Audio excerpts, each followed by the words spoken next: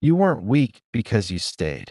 You were trained to wait, to explain, to soften, to hope that clarity would come. If you were patient enough, you were told that strength looks like endurance, that love means tolerance, that walking away is failure. So you stayed quiet. You stayed understanding. You stayed longer than your body wanted to.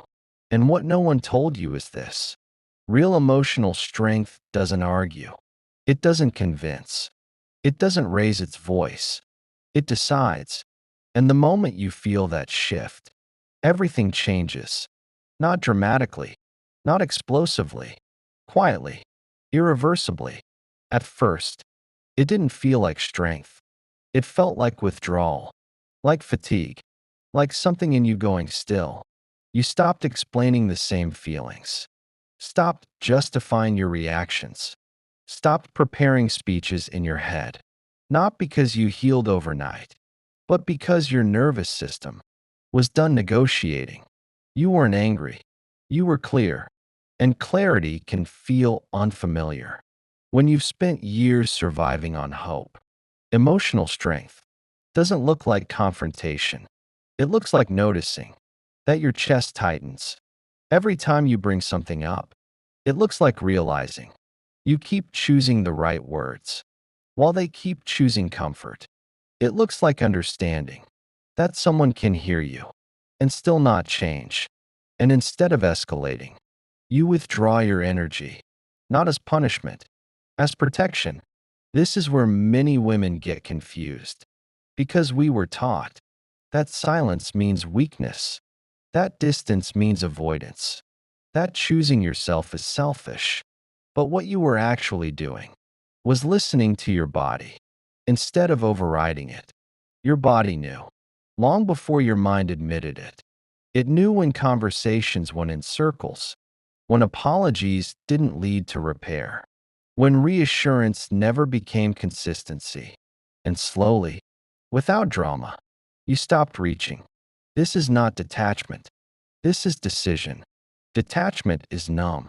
Decision is grounded. Detachment avoids. Decision observes, then acts. And the act wasn't loud. It was subtle. You stopped chasing clarity from someone committed to confusion. Emotionally immature dynamics survive on reaction, on urgency, on emotional labor, on you staying engaged.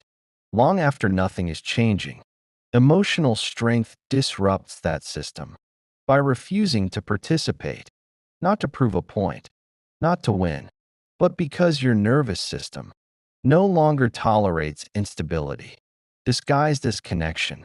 You didn't become colder, you became more precise. You started noticing patterns instead of potential.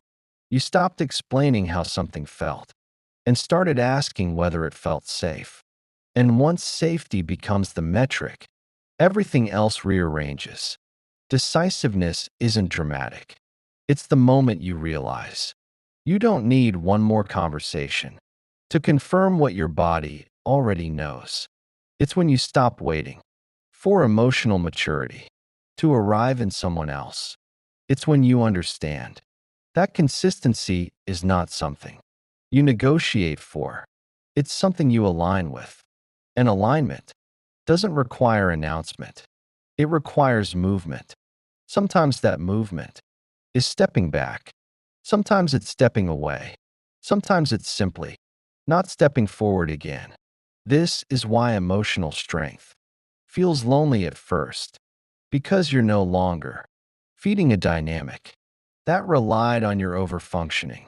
You're no longer soothing discomfort that wasn't yours to manage. You're no longer translating your needs into something more palatable. You're letting reality speak for itself. And reality, when you stop interrupting it, is very clear. What changed wasn't your heart, it was your tolerance for emotional ambiguity. You reached a point where confusion started costing more than clarity ever could. Not because you suddenly became stronger, but because your nervous system stopped accepting uncertainty as normal. This is the part Most people misunderstand. They think decisiveness comes from confidence. It doesn't. It comes from exhaustion, from the quiet fatigue of holding space. For someone who never quite arrives, for a long time, your system adapted. You learned to wait, to interpret tone, to anticipate moods, to read between lines. That should have been clear. That wasn't weakness. That was regulation. Through overfunctioning, your body tried to keep the connection stable by becoming more attentive, more flexible, more emotionally skilled. But adaptability has a limit, and when it's exceeded, the body doesn't protest loudly. It withdraws cooperation. This is why one day, you just didn't have it in you anymore. Not the energy to explain, not the drive to fix, not the urge to clarify your intentions. You didn't decide to stop caring. Your system decided to stop compensating. Emotionally immature dynamics rely on one thing: someone else doing the stabilizing, when you were the one tracking the relationship, adjusting yourself, bridging emotional gaps. You became the regulator, and that role is invisible until you step out of it. The moment you stopped, filling in the silence, the imbalance became obvious, not because they changed, but because you did. You stopped buffering their inconsistency. You stopped absorbing their uncertainty. And without your emotional labor, the connection couldn't hold its shape. This is where decisiveness is born, not from anger, not from empowerment slogans, from the moment your body realizes it has been working overtime for a connection that never learned how to stand on its own. You began to see patterns instead of exceptions, how clarity only came when you were on the verge of leaving, how effort appeared in bursts, then disappeared again, how reassurance was offered, but repair was avoided. And once you see this, you can't unsee it.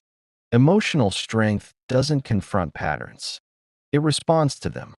It stops asking why someone is the way they are and starts asking whether the cost makes sense. You didn't shut down. You recalibrated. You realized that emotional safety isn't built through intensity, but through predictability, through follow-through, through presence. That doesn't need prompting. And once your system learns this, it loses interest in anything else. That loss of interest can feel confusing because it doesn't come with drama. There's no big fight, no final conversation that brings closure, just a steady internal knowing that you're no longer willing to organize your life around instability. This is why decisiveness feels calm. There's no urgency in it. Urgency belongs to anxiety. Decisiveness belongs to alignment. And alignment doesn't rush. It simply stops moving in the wrong direction. At this stage, you're not trying to teach anyone a lesson. You're not withdrawing to be noticed. You're withdrawing because your body recognizes the difference between emotional availability and emotional inconsistency. This is also where guilt often appears, not because you're doing something wrong, but because you're doing something unfamiliar.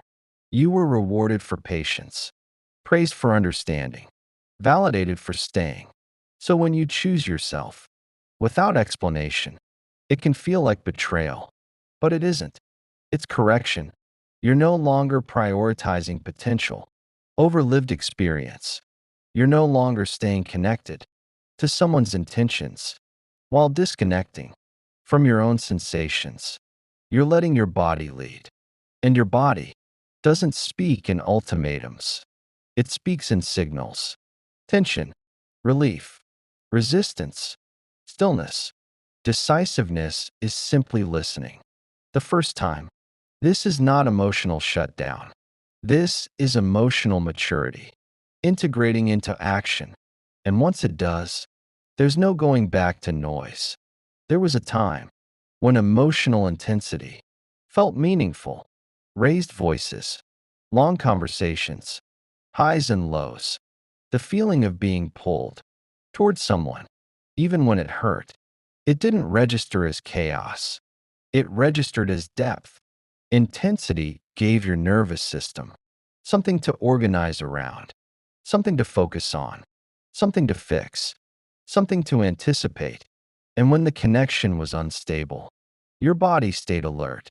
Alert feels alive when you don't yet know what calm feels like. This is why calm once felt boring, not because you were shallow, but because peace was unfamiliar. Your system learned connection through heightened states, through emotional unpredictability, through waiting for repair, through moments of closeness that only arrived after tension. That rhythm trains the body. The nervous system doesn't crave love. It craves what it knows. And what it knew was intensity followed by relief. So intensity became mistaken for chemistry. This is where people get it wrong. They think you're less emotional now, less passionate, less open. But what actually changed is your threshold. Your system stopped equating activation with intimacy. You began to notice something subtle. How intensity required constant processing. How you replayed conversations. How you stayed mentally engaged, even when nothing was happening. How peace, when it did appear, came with anxiety, because you didn't trust it to last. That constant alertness is not connection, it's vigilance. And vigilance is exhausting. As your awareness grew, you started paying attention to what your body did. After interactions, did you feel settled or spun out? Did you feel grounded or restless? Did you feel clearer or more confused? Those signals mattered more than words ever did. And slowly, your attraction shifted, not away from people, but away from dysregulation. The pull weakened. Where there was inconsistency, the charge faded. Where there was emotional unpredictability, not because you were repressing desire, but because your body stopped rewarding chaos.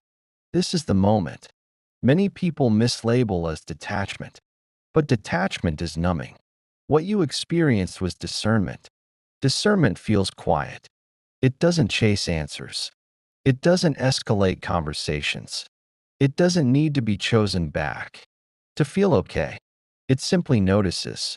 You noticed how intensity often replaced presence, how emotional displays masked a lack of follow through, how passion without stability created more longing than safety. And once you see that, your desire reorganizes itself. You're no longer pulled toward what feels familiar. You're drawn to what feels steady. This is why attraction changes before beliefs do. Your mind may still rationalize. Your body already knows. You stopped confusing longing with love. You stopped mistaking anxiety for connection. You stopped romanticizing emotional labor. And that doesn't make you colder. It makes you clearer. You now recognize that emotional depth doesn't require emotional chaos. That intimacy doesn't need intensity to be real. That safety is the deepest form of connection the nervous system can experience. So when someone brings drama, instead of consistency, your system doesn't react. It disengages, not as punishment, as protection. This is emotional strength in action, not loud, not reactive, not performative, just decisive. What you're experiencing now is not emotional withdrawal, it's emotional integration. Your feelings didn't disappear, they organized. You no longer need intensity to feel alive because your nervous system is no longer starving, it's nourished. This is why you can walk away without collapse, why silence no longer triggers panic, why you don't need one last conversation to justify your decision. Your body already closed the loop. Emotional strength shows up as the ability to leave without needing the other person to understand why. Because understanding is no longer required. For self-trust, this is the part many women are taught to distrust. They're told that if it doesn't hurt, it must not matter. That if you're calm, you must be avoiding something. That decisiveness without drama means you didn't care enough. But that belief was never true. It just kept you available to people who benefited from your self-doubt. Real emotional strength doesn't announce itself. It doesn't threaten. It doesn't explain. It doesn't linger. It moves. You didn't lose your capacity to love. You refined it.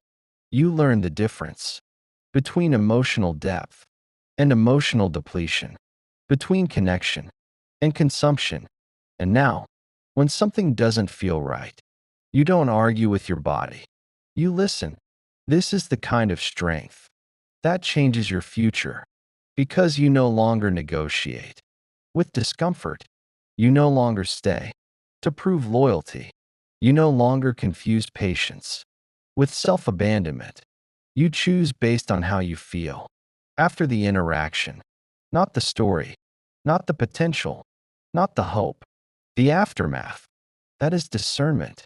That is maturity. That is power. If this resonates, let it land. You don't need to act. You don't need to decide anything today.